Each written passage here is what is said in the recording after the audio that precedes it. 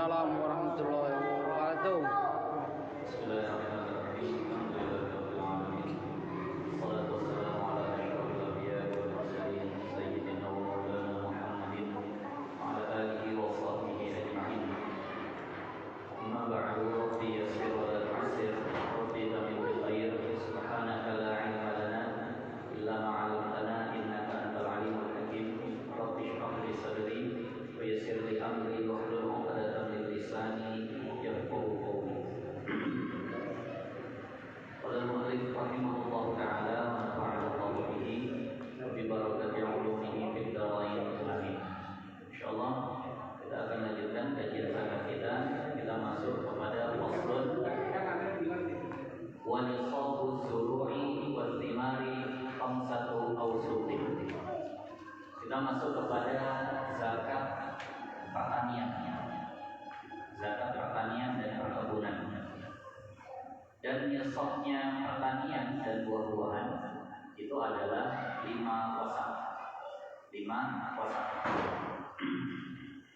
Ini berdasarkan kepada hadis baginda Nabi sallallahu alaihi wasallam,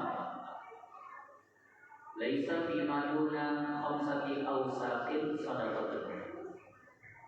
Yang tidak nyampe 5 wasak maka tidak ada zakat baginya. Ini 5 wasak. Nah, ini 5 wasak ini sifatnya memang pas ya. Jadi bukan mendekati atau lebih kurang. Memang harus pas 5 wasak. Cuma, nah, tentang mengkonversi, merubah wasak itu menjadi kilogram. Nah, disitulah yang membuat nanti jadinya lebih kurang. Nah, dari wal ibratu bihi bil kaidi al-sahih. Jadi ini memang betul-betul pakai kail. Kail ini kalau kita volume bukan wazan. Kalau wazan itu berat. Jadi kail ini dia bukan beratnya tapi isinya. Kan ada volume, ada beratnya. Jadi wasak ini satuan volume, bukan satuan berat. Kayak liter itu kan volume. Kalau kilogram itu berat. Jadi wasak ini satuan volume. Nah, wasak itu diambil dari kata jamu, artinya mengumpulkan. Al-wasaq ya jama'u sihai. Karena wasak itu mengumpulkan beberapa sok.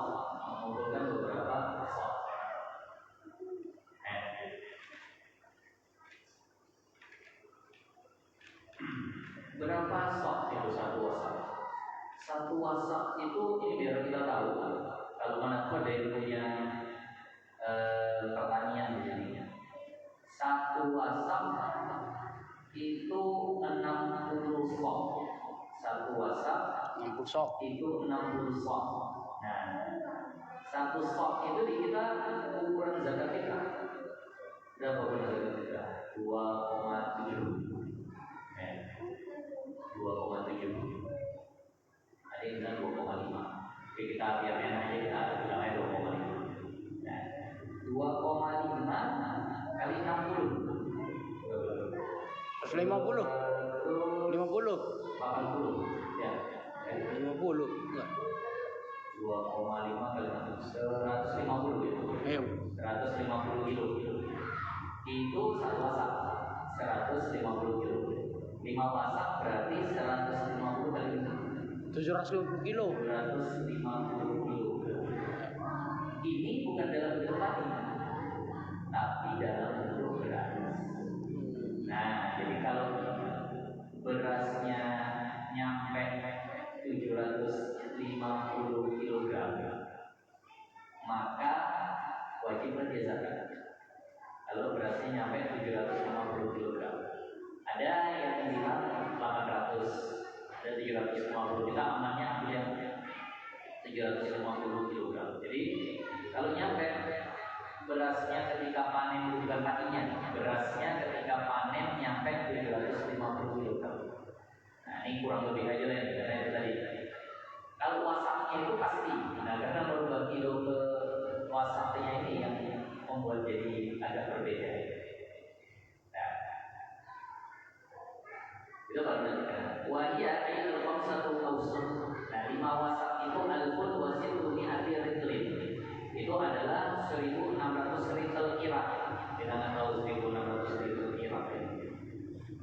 ba'di nusakhi bil Baghdad. Ada sebagian lain mengatakan Baghdad sama, Irak sama Baghdad itu sama. Jadi 1.600 ritel Baghdad atau 1.600 ritel Irak sama aja, karena ibu kota Irak adalah Baghdad. Wa mazada fa bi hasan fa bi hisabi. Kalau lebih ya tetap kena sesuai dengan presentasinya.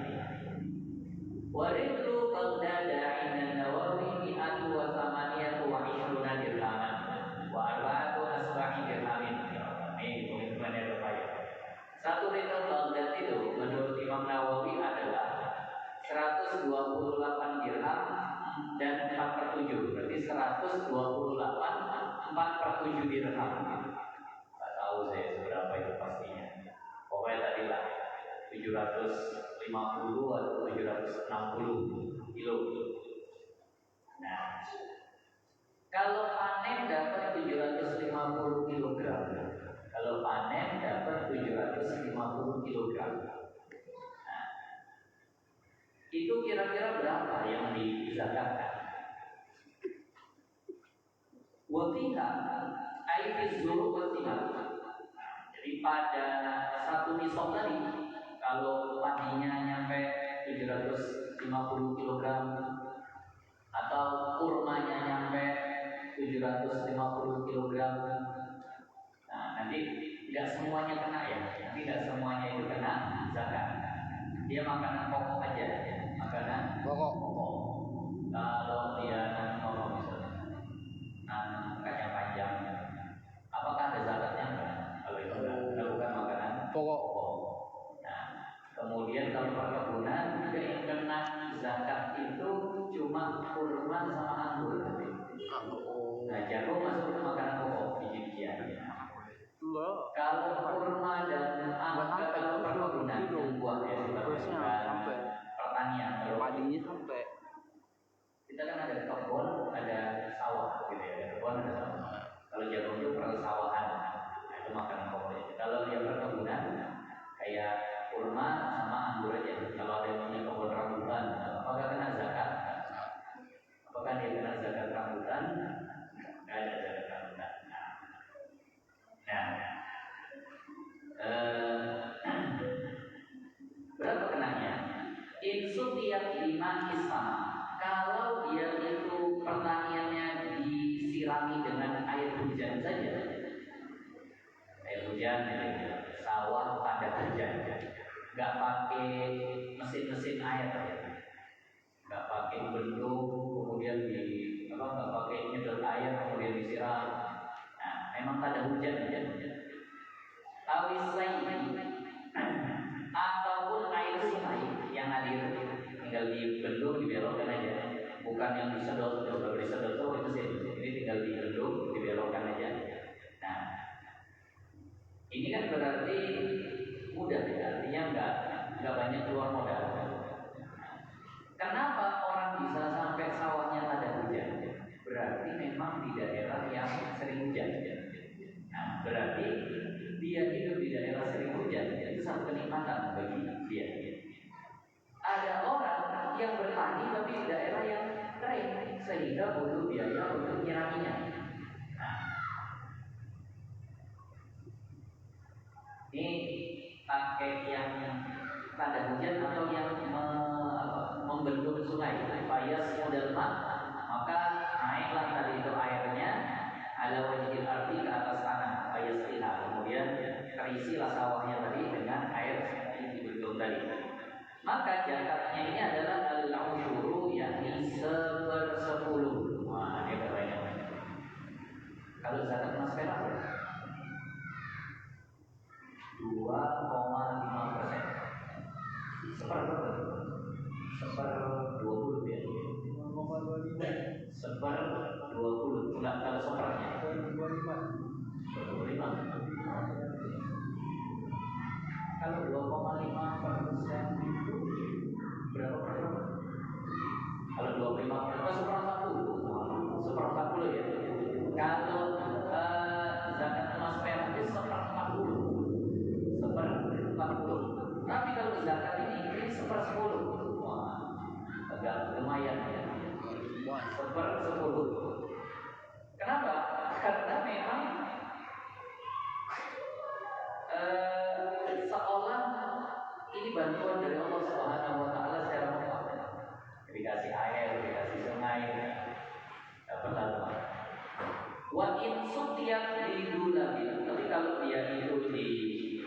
disiraminya pakai mesin. Kalau dia itu disiraminya pakai mesin, tidak bidal wafatiha yang cara bacanya. Mayurul hayawan. Kalau dulu kalau sekarang mesin itu pakai bensin. Kalau sekarang mesin itu pakai listrik. Tapi kalau dulu namanya mesin itu pakai tenaga hewan. Jadi diambil air, ditaruh di punggung hewan, dibolongin itu, terus hewannya jalan sambil nyiramin.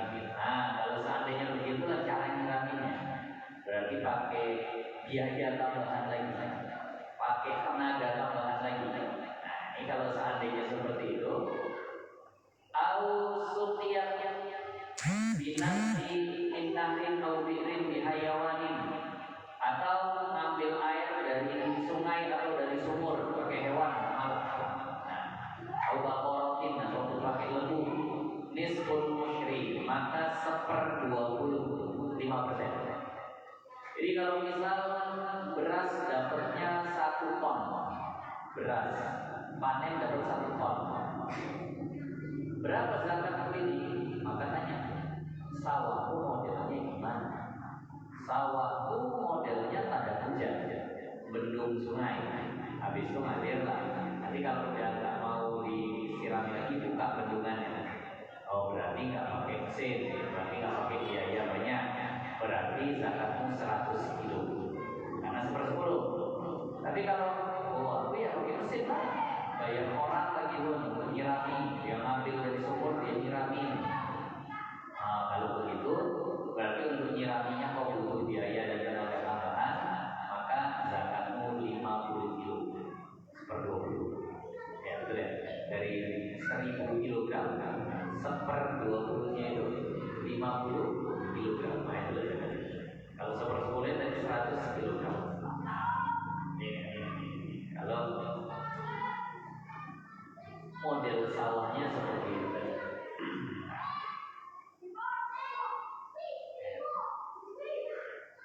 Kemudian wa fi ma suqiya bima isama wa dunabi masalah sawahun salah satu arba'in usyur. Nah, ini hitungannya payah.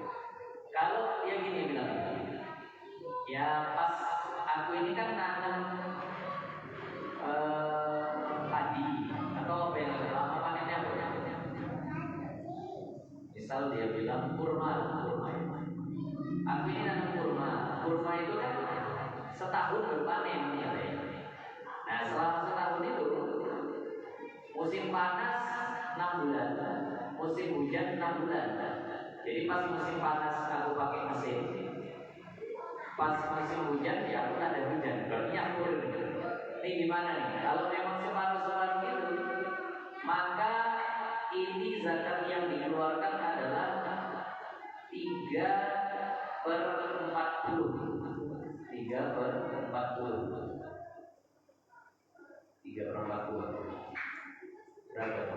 Kalau persennya 3/40. Jadi kalau 1000, kalau dia 1000 kilo, berarti 1000 kilo tadi dikali 3 dulu, 3000 ya. 3000 kilo dibagi 40, berarti 300 bagi 4. Ya, 4. Kurang lebih berapa? 300 bagi 4.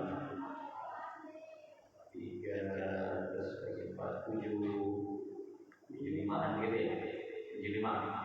75 kilo. Nah, jadi 75 kilo. Kurang lebih lah itu. Nah, 300 bagi 4 berapa?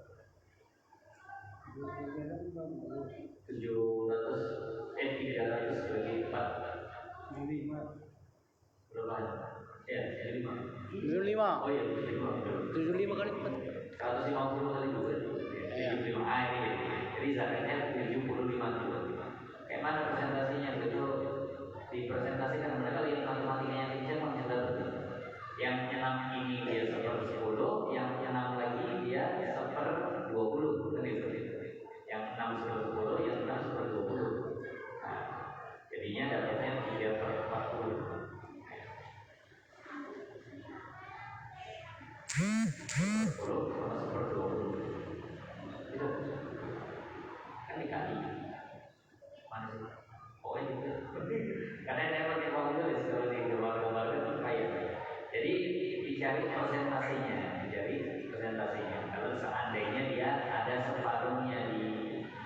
disirami pakai mesin, separuhnya disirami pakai tanah hujan. Ini dulu kalau di pondok memang dioret-oret, bahkan nanti ada soal kalau dulu di pesantren 3 bulan tak ada hujan. 3 bulan tak ada hujan, 9 bulannya pakai mesin. Berapa tuh? Itu dicari lagi presentasi. Cari lagi presentasi. Nah, jadi tinggal kalau yang nanti matematika langsung dapat tuh jalannya. Nah, yang ini sekian persen, yang ini sekian persen, totalnya jadi berapa? Ya.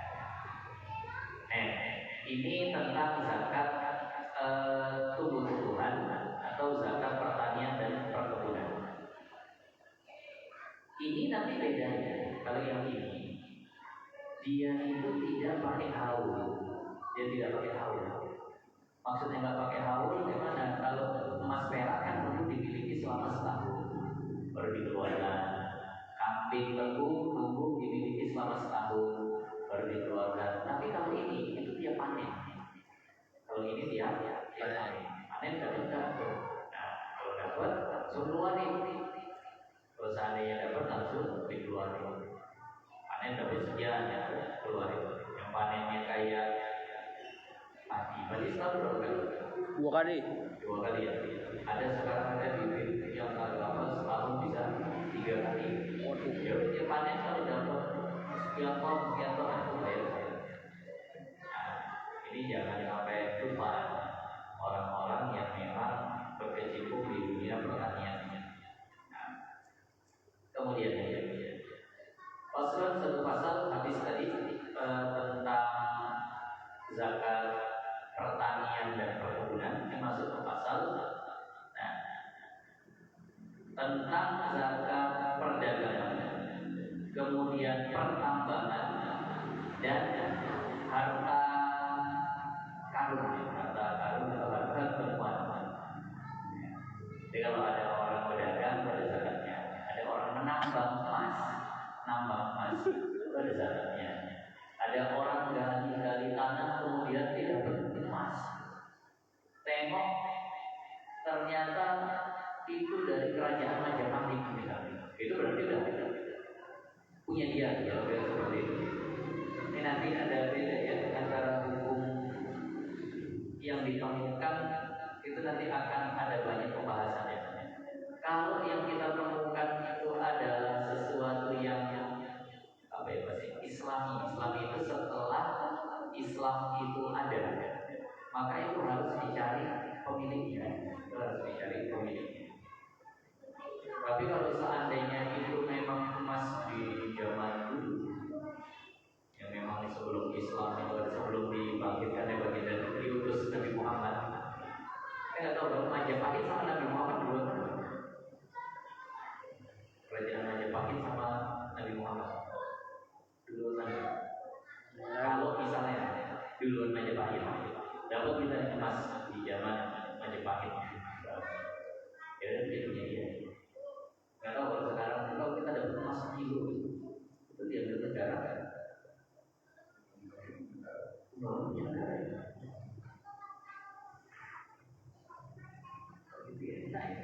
Diambil. Jadi kalau kita nemu apapun itu dia punya negara ya? Enggak. Kalau nemu ganja enggak. Kalau nemu ganja enggak. Kalau ganja di rumah kita yang masih punya. Iya. Jadi maka ini kalau memang kita dapati barang temuan itu harus kita tanya sama misalnya kita beli tanah kemudian kita gali dapat emas juga yang dalam situ. Kita gali dapat emas di dalamnya. Itu kita tanya sama yang punya tanah. Ini punya mau atau bukan? Belum. Nah, tapi biasanya kalau itu rentan kalau dia nggak jujur dia langsung ngaku punya dia. Itu seharusnya kalau dia jujur, Pak, ini saya beli tanah sama Bapak. Saya gali di dalam situ ada emas. Apa yang punya Bapak? Dia jawab, oh dia punya saya, dia udah kasih. Masalah dia bohong atau enggak itu sebenarnya urusan dia sama Allah. Kan gitu. Tapi kalau dia jujur, enggak, bukan punya saya. Bapak dulu belinya masih apa? Itu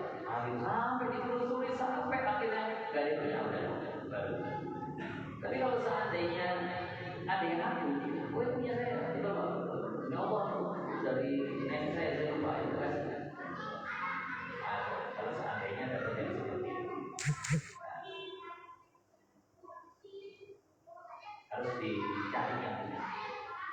Ini yang harus diajarkan juga kepada anak-anak kita. Luqatah atau barang temuan di jalan itu bukan otomatis jadi punya kita. Itu bukan milik orang lain. Ada orang merasa kalau dapat duit di jalan, dapat dompet di jalan, wah rezeki, musibah. Karena di saat itu diuji. Misal lagi jalan dapat iPhone mahal. Apa itu jadi punya dia? Itu yang perlu paham. Kalau jumpa seperti itu, apa yang harus dilakukan? Pertama, tengok diri kita. Diri kita orang yang amanah atau khianat. Kita bisa nimbang diri. Kalau kita orangnya amanah, maka sunnah bagi kita ambil kotoh tadi. Diambil, kemudian kita laksanakan tugas.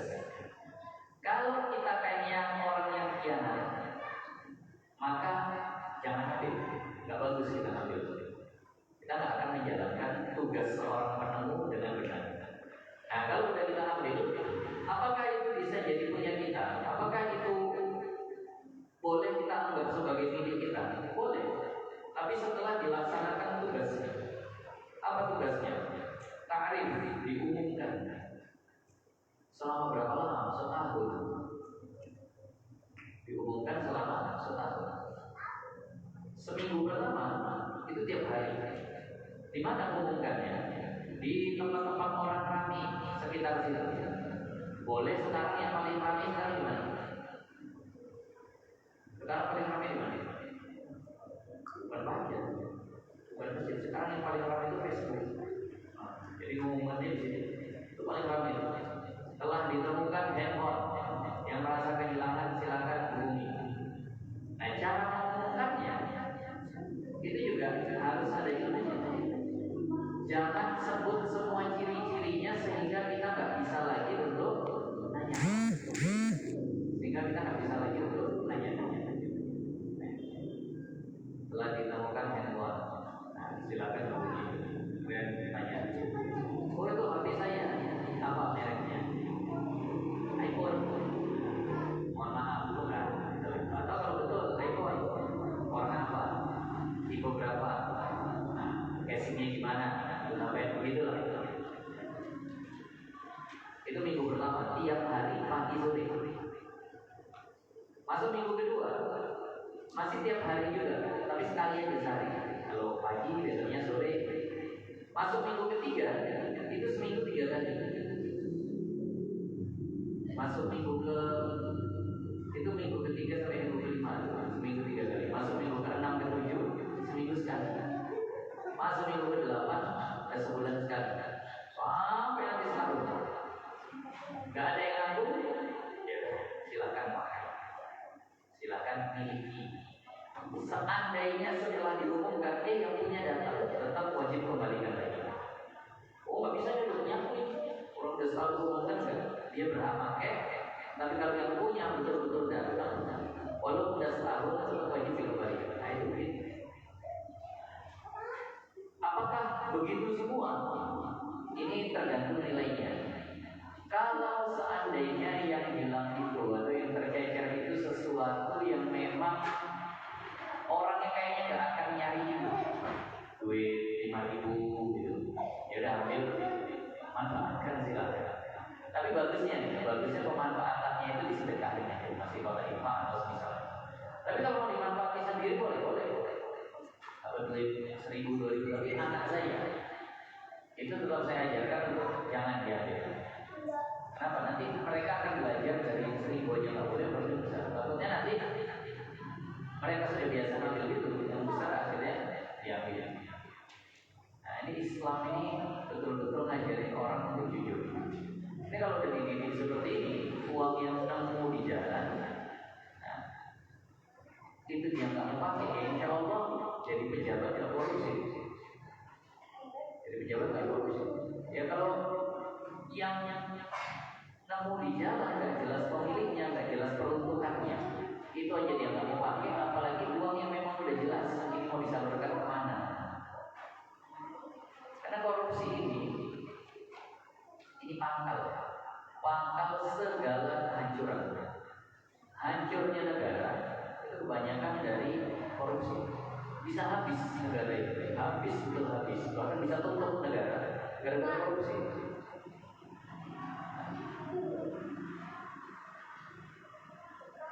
Ya, insya Allah kalau dikelola dengan benar aja, itu nggak ada nggak ada makanan yang beracun gitu.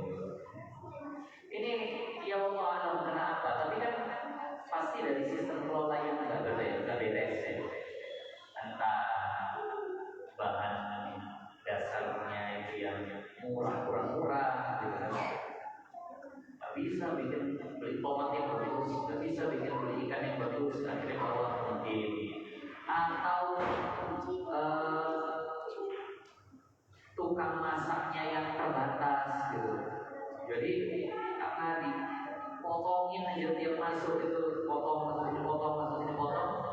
nggak bisa bayar orang yang kerja banyak. Gitu. Akhirnya 3 orang untuk menguasai 1 kabupaten, jadi payah kerja juga maksimal akhirnya begitu. Gitu. Agaknya ada peluang-peluang korupsi di sistem yang seperti itu. Apalagi kalau udah berpindahnya itu banyak dari pusat turun ke provinsi, dari provinsi turun ke kabupaten, dari kabupaten turun ke kecamatan, dari kecamatan diturunkan ke desa. Saya nggak tahu desa ini titik MBG, makanan bergizi gratis ini dari desa ke dusun lagi atau satu desa satu titik, kayaknya nggak sanggup. Berarti kan dusun lagi tengok. Setiap perpindahan itu rentan pemotongan. Ya, ini makanya perlu diajarkan itu bukan punya, jangan diambil. Kalau diambil berdosa, nanti hukumnya di akhirat. Nah, jadi makanya sebenarnya guru-guru agama ini saya rasa kalau bukan pelajaran agama nggak ada ajaran seperti itu. Coba kita lihat di bahasa Indonesia, bahasa Inggris, matematika, IPS, IPA, kemudian apa lagi? Ya sejarah segala macam. Ada nggak membahas tentang barang temuan itu mau diapain? Kan nggak ada. Ini PPKN lah, jangan ngambil. Tapi di Islam itu jelas. Jangankan secara terang ngambil gitu, itu udah pasti ada dosanya. Ini yang entah siapa yang punya aja nggak boleh. Nah, cuma masalahnya sekarang guru-guru dan pelajaran agama itu mulai dikesampingkan. Sempat ada katanya mau dihapuskan gitu. Kurikulum belajar pelajaran agama itu dari sekolah yang menjadi apa? Jadi kita kalau memang sudah kesulitan nyari sekolah yang baik untuk anak, ya kita lah yang jadi sekolah untuk anak kita. Saya sebenarnya senang ketika anak saya itu mau diajak ngaji. Diajak ngaji paling tidak masuk dengar apa yang disampaikan, apa yang diperintah. Nah kita lah yang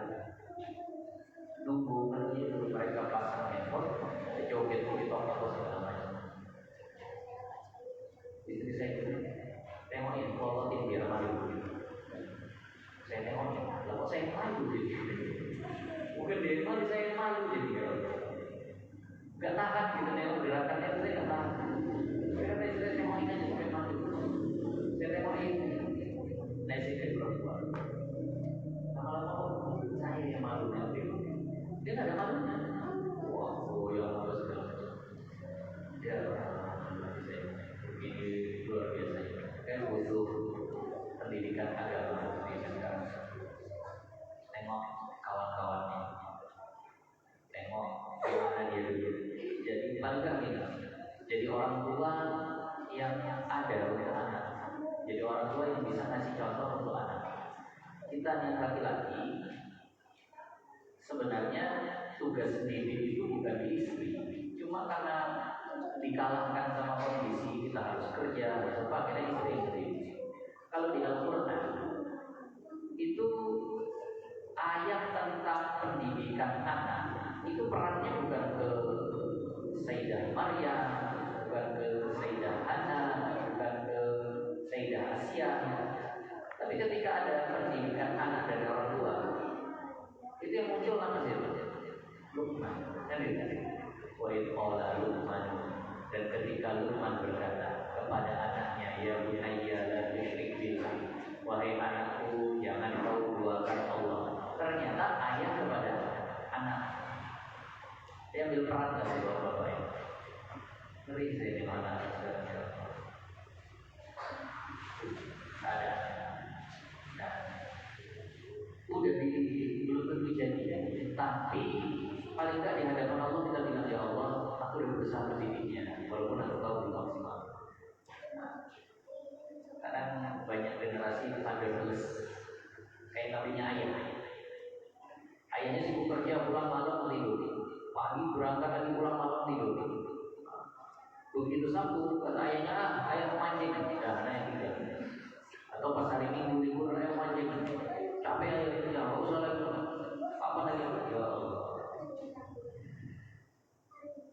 Saya termasuk menyadari saya sibuk. Ini malam gini, anak saya mau saya yang berisik. Pagi kerja. Saya selalu ambil momen sama anak saya itu pagi. Harus saya yang antar sekolah. Jadi ketika di kereta itu, anak saya di depan, saya di belakang. Di situ saya curahkan ngobrolnya, masukin nasihatnya segala macam ketika antar sekolah. Dan kalau memang saya kosong menjemput itu harus saya. Nah, jadi paling tidak dalam sehari itu saya hadir di kehidupan mereka. Tapi paling tidak ketika antar menjemput, disitulah mungkin hingga ke Alfamart atau apa segala macam. Di situ masukin juga tuh. Kalau udah jajan di Alfamart, aja di sini. Nengok ada dulu halal atau enggak. Kalaupun ada, ya ini enggak semua yang halal di sini itu disepakati halal ya. Saya kadang sering ngajarin kalau yang warnanya merah itu ditengok ada karminnya, ya itu dalam mazhab Syafi'i itu haram, walaupun di mazhab lain itu halal, itu diajari. Nah, kemudian saya ajari juga jual beli, ngajari matematik, pokoknya hadir lagi. Saya kemarin satu lagi, ini mohon maaf saya banyak cerita gini supaya kita terbuka untuk didik anak kita ini jadi lebih baik lagi.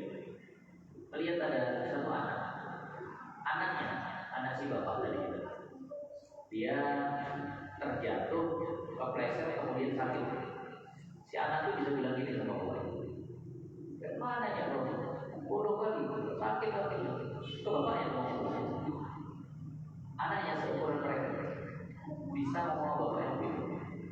Dia lihat saya tengok aja, anak mau bisa ngomong begini gitu bapaknya. Bodoh kali bro. Jatuh aku sakit gitu. Anak sekecil itu langsung kayak bapaknya di pandangan bapaknya itu kosong. Kayak bapaknya udah gak bisa apa-apain lagi. Ada beberapa metode yang disampaikan para ulama. Kata ulama, di antara yang bagus itu, di samping kita menasehati, kita juga harus bersyukur. Kita kadang jadi ayah, itu dengan anak kita yang ada, itu sering gak bersyukur. Oh begitu, anak kita mau sholat itu syukuri, karena itu nikmat. Kalau disyukuri akan bertambah. Jadi senang dulu sama punya anak seperti itu. Yang kedua, kalau kita ridho, Allah juga ridho. Jadi maka pesan saya dinasehati dia, tapi jangan terus-terusan kesal dengan anak. Apakah masih segitu? Itu sebulan aja udah sekian. Syukuri dulu ya. Alhamdulillah anak udah bisa baca Quran. Alhamdulillah anak udah bisa sholat. Alhamdulillah anak ngomongnya nggak jorok. Alhamdulillah anakku bagus akhlaknya. Walaupun nggak bagus lagi, syukuri dulu maka akan Allah tambah. Jadi ketika nengok anak itu pandangannya ridho, ya Allah aku senang punya anak kayak dia.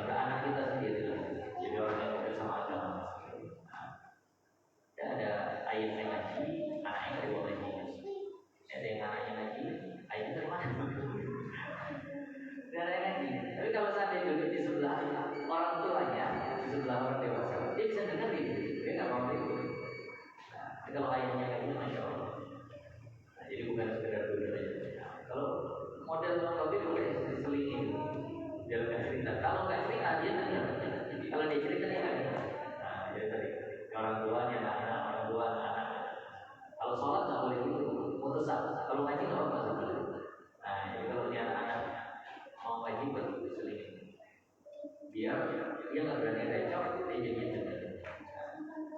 Karena ada yang jadi ulama ke depannya kita.